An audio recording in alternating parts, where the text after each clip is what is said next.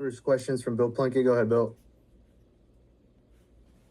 Hey, Dave, give us an update on Freddie and Miguel Rojas. How are they progressing? They're progressing, Bill.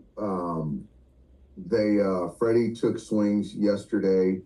I think he'll probably do more of that today. The hope would be to, get them both some live pitching, probably tomorrow or Friday. I think with Miggy, I think what we're expecting is sort of how he's felt all year. That's kind of the hope. And so it's not going to be 100%, but he certainly has played well for us all year. So given this week off, I think that's kind of where we'll be with him. And with Freddie, I think each day has gotten a little bit better, and we're just trying to increase that activity each day. With Freddie, he's a guy who's very much in the everyday rhythm. He's not used to taking time off like he's had to this year. How do you think that might affect his production, his swing offensively?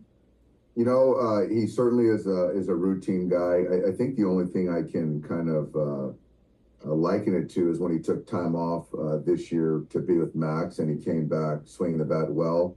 So hopefully that's kind of the same deal. But yeah, it's certainly not ideal.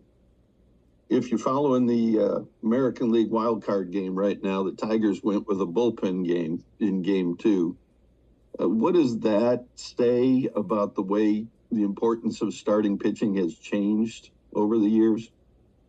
It certainly has. I think that, it's just kind of the way life in baseball is now. And I know that there's talk about trying to, get it back to starters going deeper. But I think, from, people that are in the game, as far as managers and front office and things like that, you're just trying to figure out the best way to prevent runs and get 27 outs. So there's just certainly no right or wrong way. And you have to weigh in, the options of what you have as far as starters. And so obviously those guys, that's the decision they made. And it's looks like it's working out pretty well so far. Thanks, Dave. Yeah, you got it, Bill. Next question is from Dave Vassegh. Go ahead, Dave. Hey, Dave, going back to Freddie, just curious, your thoughts on how he's going to be able to move laterally around the bag and just run the bases. Have you got any indications that it may be better than what, it was a couple of days ago?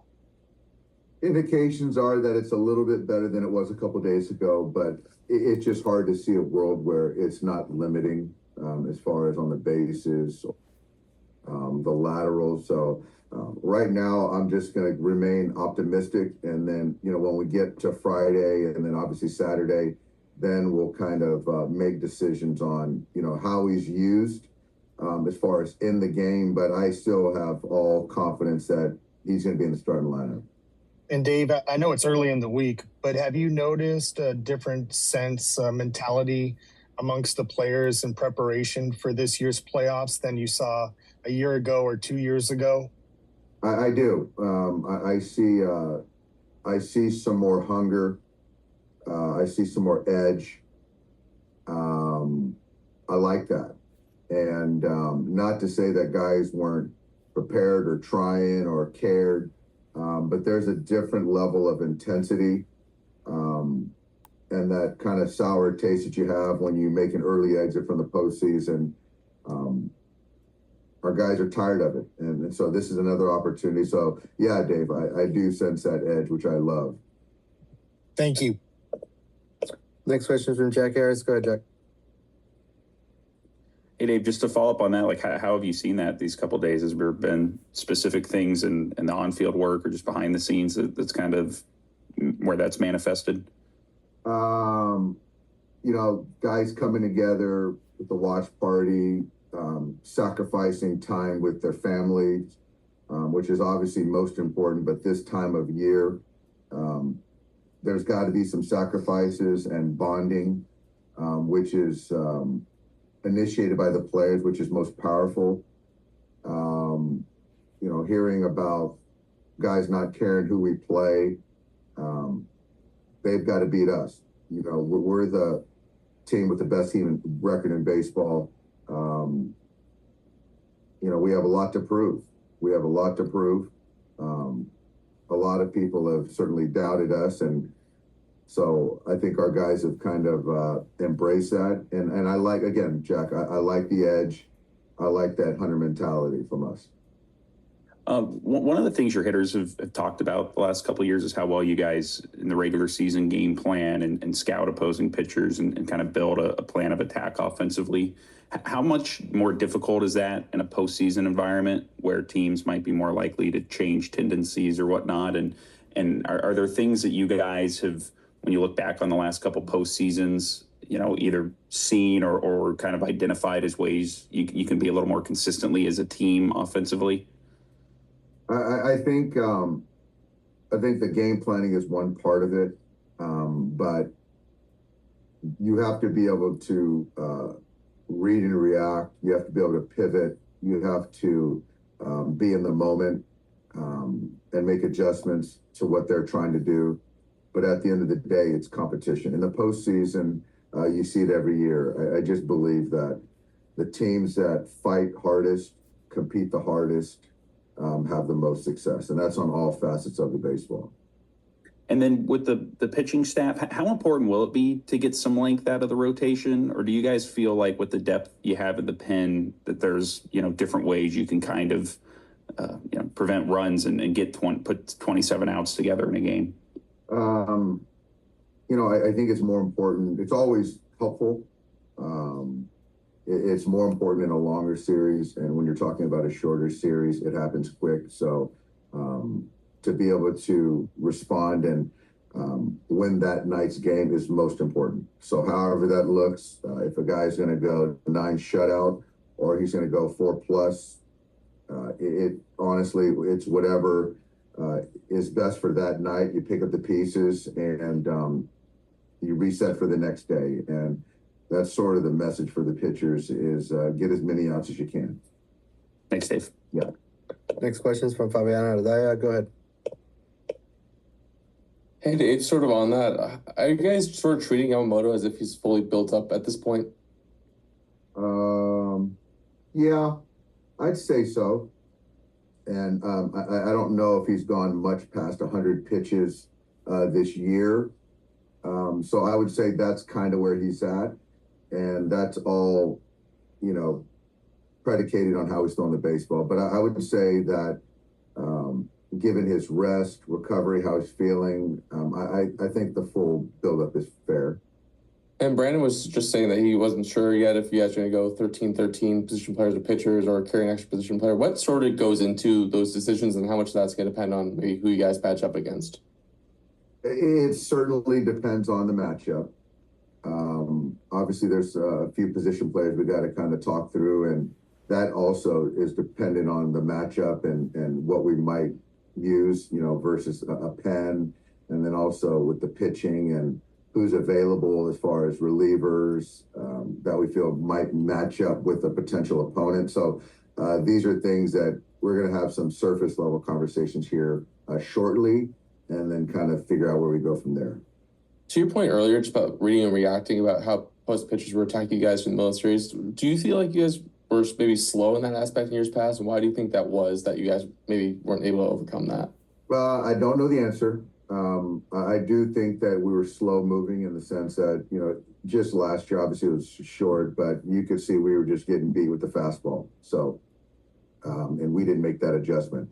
And so this year there's a game planning component, of course, but the bottom line is you got to be able to hit off the fast. All right. Thanks, Dave. Yeah. Next question is from Kerry Osborne. Go ahead, Kerry.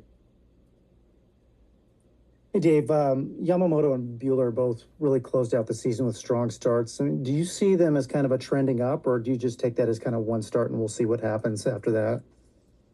I think certainly with Walker, it's a trending up. I think his last couple have been, you know, more Buehler-esque. And I think with Yamamoto, I wouldn't say a trending up or whatever. I think it's just more of getting him back into flow of pitching. And, you know, Yoshinobu has been really good for us all year long. So kind of to get him back to pitching on a regular basis has been paramount. And he's also pitched really well. Thank you, Dave. Yeah. Next question is from Megan Garcia. Go ahead, Megan. Hey, Dave. What do you expect to see from Flaherty in his role with the starting rotation in the postseason? I think with Jack, it's more of there's going to be poise. There's going to be, compete. I think it's just go out there and give us everything he has. I'm not going to put a ceiling or a floor on innings or outs. Just going to go out there and let him pitch and compete, and we'll see where it takes us. But for him, obviously, every time he takes the baseball, he's going to take the bulk of the innings and look for him to perform well.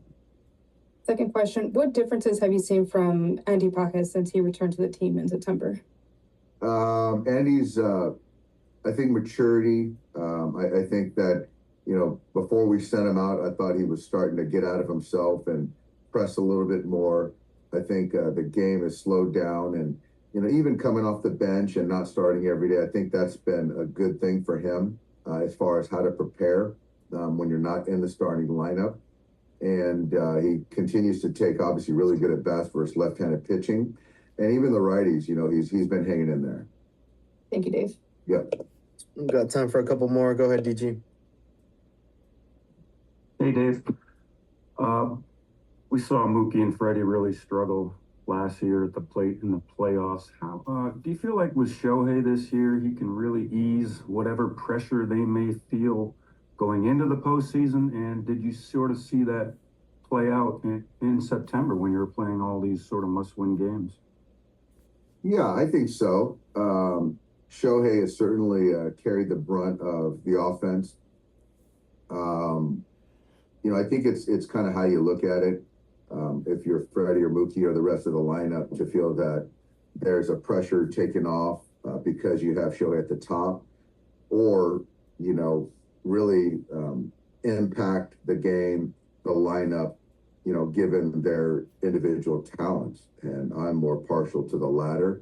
I think that, being a support or alleviating some pressure, but I still expect Mookie and Freddie to be the guys that they are and have shown in past postseasons. So, if we can get those guys and the rest of the lineup doing what they're capable of, I just don't think we can be beat. Retrospect, when you look at Mookie last October, do you feel like he was maybe physically worn down and could, as much as you missed him for those 2 months, is he a little more fresher going into this postseason? I don't know. I think that's always a default. I just think that he was just missing fastballs last year, to be quite honest.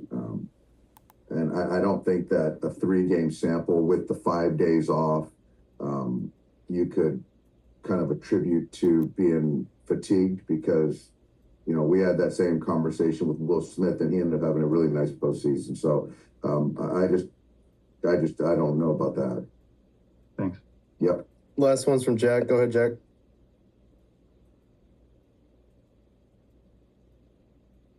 Sorry, I didn't mean to have my hand up.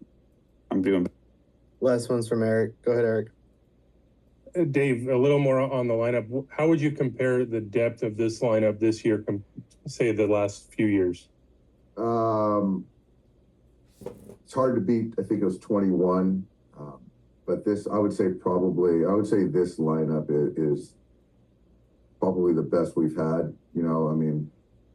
Given everyone's healthy, and we obviously got to see Freddie coming back and Miggy coming back. But I think when everyone's right, I think we're very good versus left, versus right. There's an on base, there's a slug component, there's a bat to ball component. So I think that, it's very well balanced and probably our best. And then I guess adding Edmund to that mix, what has he brought the last 6 weeks or whatever it's been? I think he's just brought the consistency of a quality at bat. I know recently, there's been some struggles left-handed, really been real consistent versus left-handed pitching. But I just think that Tommy, he's going to be prepared. He's key. He doesn't run from big moments. I just see big hits coming from him. and then his ability to kind of solidify the defense in the middle of the diamond.